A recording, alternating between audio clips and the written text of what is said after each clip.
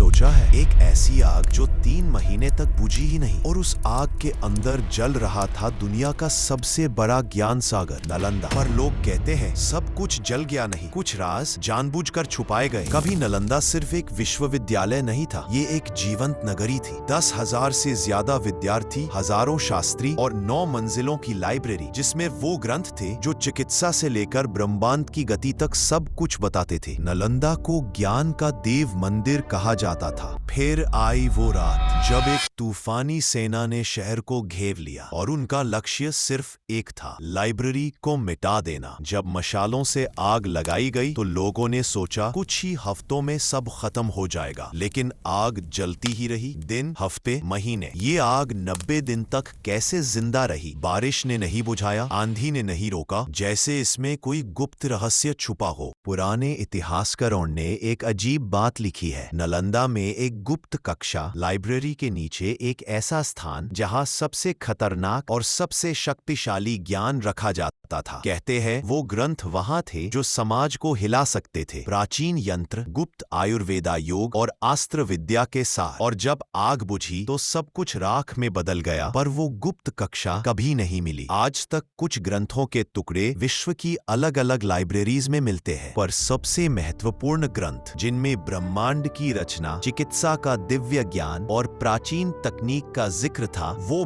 बिल्कुल ही लापता है। जैसे उन्हें जलने से पहले ही किसी ने एक एक करके हटा दिया, कहीं और छुपा दिया, कहीं दूर ले गया। और सबसे हैरान करने वाली बात, कई यात्रियों ने रात के समय नालंदा के खानदेहर में पन्नों की हल्की करक सुनने का दावा किया है, जैसे कोई अभी भी वहां बैठा ग्रंथ पढ़ रहा हो। नालंदा जल गई, पर उसके राज नहीं। सवाल आज भी जिंदा है, जो ग्रंथ नहीं मिले वो आज कहाँ है?